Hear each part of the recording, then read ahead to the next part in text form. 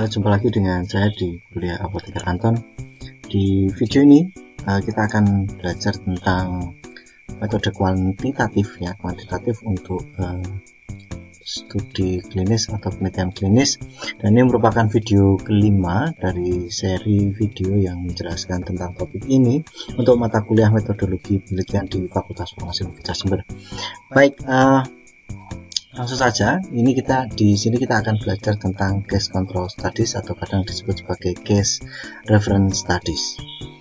Apa itu case control studies? Mari kita simak ya. Jadi case control studies biasanya digunakan untuk mengetahui hubungan ya, dan belum tentu hubungannya sebab akibat begitu ya. Kalau ini sudah lumayan bisa disimpulkan ke sana sih, tapi biasanya ya disebut sebagai ya hubungan begitu aja ya, antara banyak faktor atau determinants ya dan satu outcome. Nah, ini biasanya cocok untuk outcome yang jarang terjadi, misalnya di adverse drug events atau adverse drug effect ya, adverse drug reaction misalnya. Itu misalnya untuk adverse drug reaction yang jarang-jarang gitu, bisa dilihat misalnya di level populasi, di studi farmakoepidemiologi misalnya, di runut ada berapa kasus ya yang diduga adverse drug event, kemudian dilihat faktor atau determinants yang bisa mempengaruhi munculnya adverse drug event ini ya. Baik, ini biasanya cocok memang untuk karena dia rare outcome ya, berarti jumlahnya kecil, jadi tidak masalah. Outcome yang kemungkinan jumlahnya kecil itu bisa diteliti dengan menggunakan metode penelitian ini. Kalau outcome-nya itu biasanya besar ya, dan biasanya umum terjadi ya, kita nggak perlu pakai ini ya. Biasanya kita lebih menggunakan misalnya cohort study ya, akan kita bicarakan di video selanjutnya. Baik, nah kemudian karena ini studi ini adalah observasional tapi analitik begitu ya, observasional analitik, maka jumlah kontrol ya biasanya disesuaikan dengan jumlah kasus ya. Jumlahnya biasanya tidak kurang dari jumlah kasus, kalau bisa malah lebih besar beberapa kali lipatnya, itu akan lebih bagus lagi. Dan case control study ini sangat terkenal dengan sifatnya yang retrospektif. Karena apa?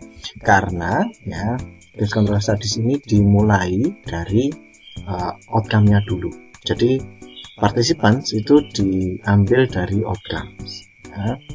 Jadi dari outcome kita ketahui apa, kita ditentukan apa, kemudian baru ditelusuri ke belakang. Jadi ini kayak detektif yang menelusuri penyebab dari suatu kejadian itu apa gitu ya. Nah, jadi yang dimaksud dengan retrospektif ya, retro spektare, retro ke belakang, spektare memandang, jadi memandang ke belakang, menelusuri ke belakang. Ada berbagai macam cara untuk menemukan exposure ya, bisa jadi satu atau banyak ya. Jadi biasanya outcome-nya cuma satu dok, tapi exposure-nya bisa bermacam-macam ya. Metodenya untuk mencari exposure bisa macam-macam, bisa dengan yang umum digunakan dengan medical records atau pakai register misalnya dari insurance dan lain sebagainya gitu ya. Kemudian juga bisa pakai atau misalnya cancer registry dan lain sebagainya, pokoknya yang database yang besar-besar itu pada umumnya biasanya sekarang dilakukan dengan menggunakan itu. Bisa juga dengan interview, baik misalnya face to face interview atau phone call interview atau self administered questionnaire, jadi dikirim kuesioner kemudian diminta untuk mengisi dan dikembalikan. Jadi ada berbagai macam cara untuk menelusuri exposure ini, atau kombinasi di antara keduanya gitu ya. Nah, outputnya ya, untuk mengukur hubungan antara exposure dengan outcome ya, karena ini retrospektif, biasanya yang digunakan adalah odds ratio ya. Odds ratio saya nggak tahu padanannya dalam bahasa Indonesia apa, nanti ini saya ingin menjelaskan gitu. Kalau Anda lihat sekarang di diagram di samping ini bisa dijelaskan bahwa peneliti itu di now itu ya, secara waktu berada di sekarang, di ketika outcome itu sudah muncul, sudah ada ya, kemudian dia berusaha untuk menelusuri kira-kira faktor apa saja yang mempengaruhi ini ya, mempengaruhi munculnya outcome ini. Jadi researcher itu berada di dalam posisi bahwa pasien sekarang sudah now. Itu posisi pertama dari researcher ya, secara waktu, secara temporal seperti itu. Nah, permasalahannya kemudian bahwa ini ada masalah belum tentu bahwa kriteria temporality ya, temporal relationship itu betul-betul jelas terpenuhi. Nanti di belakang ada penjelasan kalau bisa seperti itu. Baik, sekarang tentang odds ratio. Apa itu odds ratio? Odds ratio ya, ini ada istilah lain lagi. Ini sebenarnya hanya sekedar probabilitas ya, rasio kemungkinan atau peluang terjadinya sesuatu dibandingkan dengan peluang terjadinya hal yang lain gitu ya. Jadi rasio maksudnya odds 1 dibandingkan dengan odds yang kedua ya. Jadi odds sesuatu dibandingkan dengan odds sesuatu yang lain, makanya disebut odds ratio. Nah, yang dimaksud dengan odds yang pertama apa, yang odds kedua itu apa? Odds yang pertama yang dimaksud di sini adalah odds dari exposure ya, dari paparan atau dari faktor risiko, dari ya banyak hal lain pada kelompok kasus ya. Dan yang odds kedua adalah odds untuk exposure, faktor dan lain sebagainya di kelompok kontrol. Nah, nanti ketika odds yang pertama dan odds kedua dibandingkan, itu dia akan mendapatkan odds ratio, itu yang nilai odds ratio. Secara gampang ya, kalau dibuat tabel 2x2 gitu, seperti ini. Dari kolomnya dulu, kita bicarakan kolomnya ya. Jadi karena peneliti mulai dari biasanya kalau di statistika itu kalau ada variabel bebas, variabel tergantung gitu ya, X, Y. Biasanya yang X itu yang jadi baris, yang Y-nya itu biasanya adalah variabel tergantungnya ya, atau yang jadi kolomnya. Nah, kita bicarakan kolomnya dulu karena kita tahunya outcome-nya dulu ya, baru kita telusuri apa itu faktornya. Jadi yang kolom yang pertama itu patients with a disease atau cases atau yes gitu ya gampangannya. Saya biasanya kalau bikin tabel 2x2 ini yes no gitu ya. Kolomnya yang pertama yes, kolom kedua no gitu ya. Dan exposure-nya yang baris pertama yes, yang kedua no gitu ya. Ya tidak gitu ya. Nah, oke, di kolom pertama itu ada patients with a disease atau case, dan kolom kedua patients without a disease ya, atau control. Jadi ingat itu di situ ada, kita bilang a disease ya, itu maksudnya memang hanya satu outcome yang diinginkan ya. Nah, untuk barisnya ada history of an exposure. Memang sengaja di situ ditulis history karena kita retrospektif, jadi kita ingin melihat sejarah dari paparan itu seperti apa. Dan itu memang di sini suatu paparan. Sebenarnya dalam satu penelitian case control study bisa jadi tabel ini itu tidak hanya untuk satu paparan, tapi bisa banyak sekali ya. Jadi exposure-nya bisa macam-macam, tapi outcome-nya tetap sama gitu ya. Jadi tabelnya bisa nggak cuma 2x2, tapi dua untuk kolomnya, barisnya bisa banyak sekali gitu ya. Nah, baik, jadi ini bentuk yang paling sederhana gitu ya. Untuk sel antara patient with disease, cases, dan ada history of exposure A, kemudian dan seterusnya ada ABCD itu. Nah, untuk perhitungan odds ratio-nya itu seperti apa? Kita perlu mengetahui odds dulu, odds untuk di case patients, yakni bisa secara matematis adalah jumlah di sel A dibagi jumlah di sel C ya.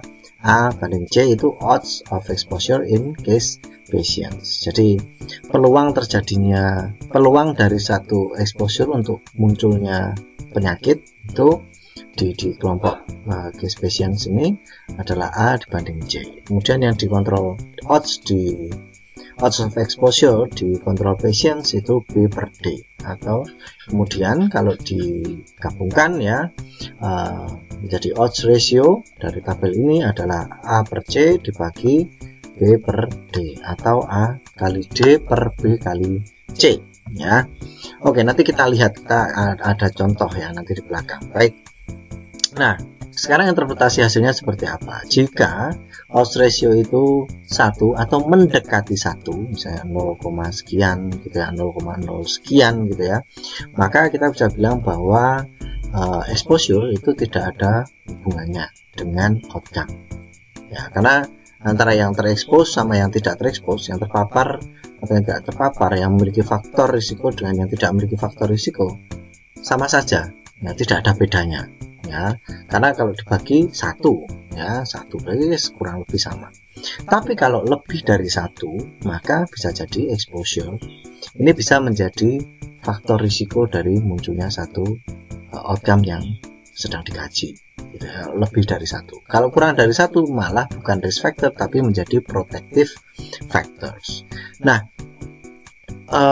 bagaimana kalau kita dapat beberapa odds ratio? Bagaimana caranya membandingkan antara odds ratio yang satu dengan yang lain? Misalnya penelitian sini kok dapatnya padahal mengkaji hal yang sama dengan menggunakan sampel data yang berbeda, tapi odds ratio-nya sekian. Yang sini odds ratio-nya sekian gitu ya. Nah, odds ratio ini semakin besar nilai odds ratio itu juga menunjukkan besarnya kekuatan ya, kekuatan dari hubungan antara exposure dengan outcome. Nah, misalnya kalau odds ratio-nya dari satu penelitian 5 gitu ya, dan di penelitian yang lain yang mengkaji hal yang sama tapi dengan populasi yang berbeda 1,4 ya. Nah, berarti yang odds ratio 5 ini bisa dikatakan lebih kuat ya, melihat hubungannya itu lebih kuat ya. Saya ya seperti itulah. Atau penelitian ini mengkaji suatu outcome dengan faktor risiko A gitu. Kemudian penelitian yang kedua dengan outcome-nya sama tapi faktor risikonya yang B atau yang C atau yang D. Nah, misalnya seperti itu, terus kita ingin bandingkan lebih risiko, faktor risikonya itu lebih besar mana sih antara faktor risiko A dengan faktor risiko B dan seterusnya ya, bisa kita lihat dengan ini. Baik, selanjutnya kalau kita lihat secara diagramatis, penelitian ini bisa dilakukan ya, dilihat dengan mudah seperti ini. Misalnya dari populasi ya, yang nolnya sekarang di populasi ini, dari populasi kita melihat ada pasien dikelompokkan menjadi 2, pasien dengan kasus dan pasien yang tanpa penyakit ya, atau yang masuk kelompok kontrol. Kemudian diikuti ke belakang ada exposure, ada non exposure. Yang pasien kelompok kontrol juga ada yang punya exposure, yang non exposure. Ini berlaku untuk satu hubungan antara satu faktor dengan satu outcome. Bisa jadi ada juga satu outcome dengan exposure yang lain dan seterusnya. Jadi skema ini exposure-nya itu bisa macam-macam ya. Dan case control tadi sangat ya, keuntungannya itu bisa untuk mempelajari ini banyak exposures dan satu outcome gitu ya. Tapi perbandingannya tetap satu-satu ya, exposure, non exposure dan lain sebagainya. Baik,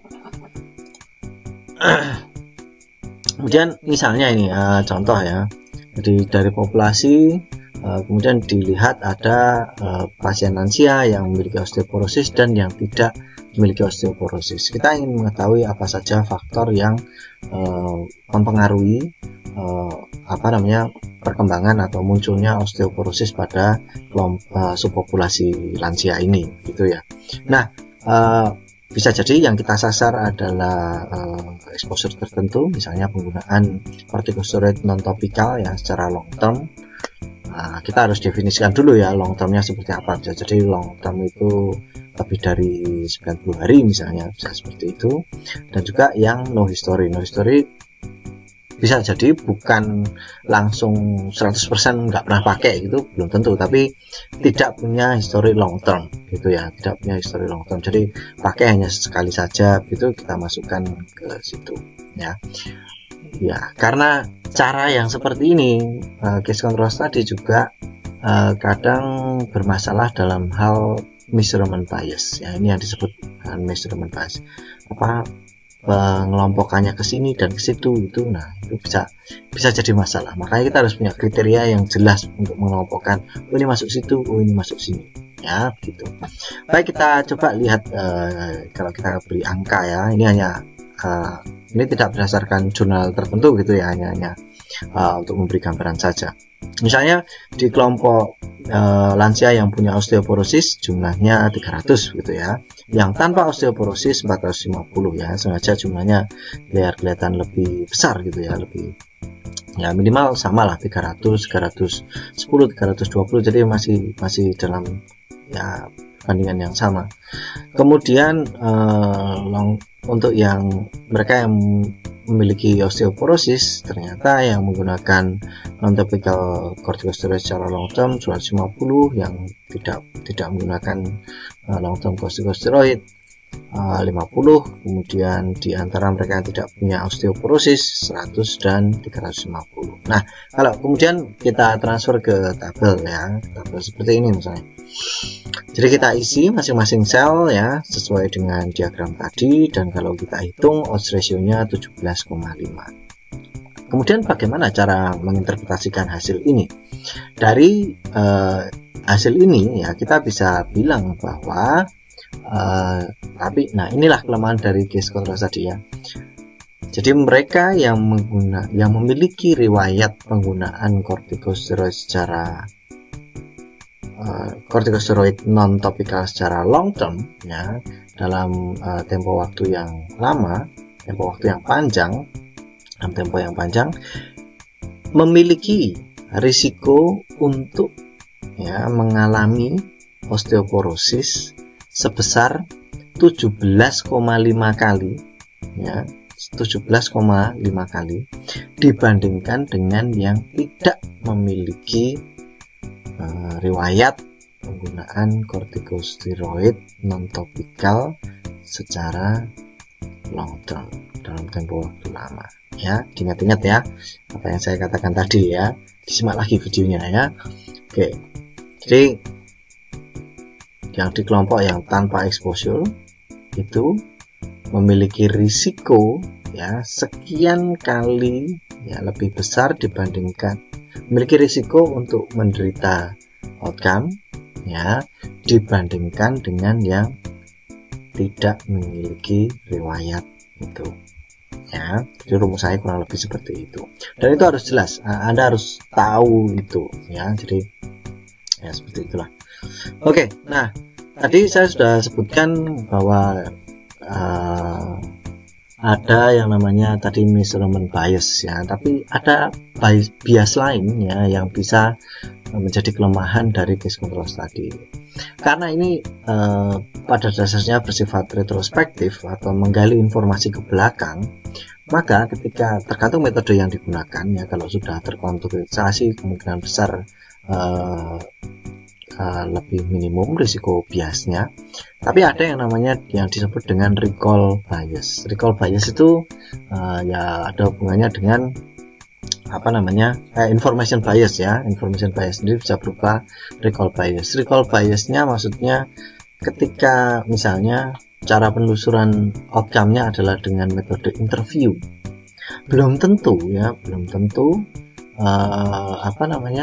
kita interview pasien yang mengalami penyakit ini betul-betul ingat apa yang terjadi di masa lampau, apalagi kalau penelitian ini dilakukan dalam kadang-kala case control study itu untuk mengamati faktor risiko yang ada di beberapa tahun sebelumnya.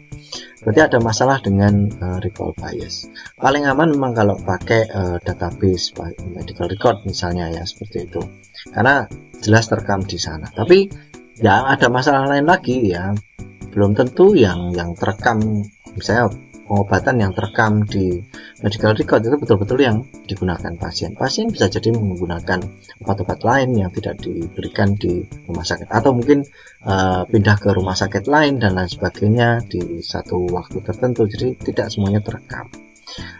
Ya, sebenarnya kalau di negara-negara maju mereka sudah nggak bermasalah dengan ini, karena biasanya mereka memiliki data rumah sakit itu punya terhubung ke satu pusat database gitu ya, jadi semuanya masuk ke sana, mau pindah rumah sakit dan lain sebagainya itu tidak menjadi masalah ya, ada data linkage namanya ya. Tapi kalau di tempat kita, waduh, seperti itu tantangan yang masih besar sekali ya, masih banyak ketidakharmonian antara satu dengan yang lain ya. Baik, terima kasih, itu tentang case control tadi saya kira. Oh ya, ini ada contohnya. Contoh misalnya ini bisa dilihat nanti, diakses sendiri kemudian dibaca contohnya. Baik, terima kasih ya, ini sponsor dan semoga berguna. Sampai jumpa di video selanjutnya.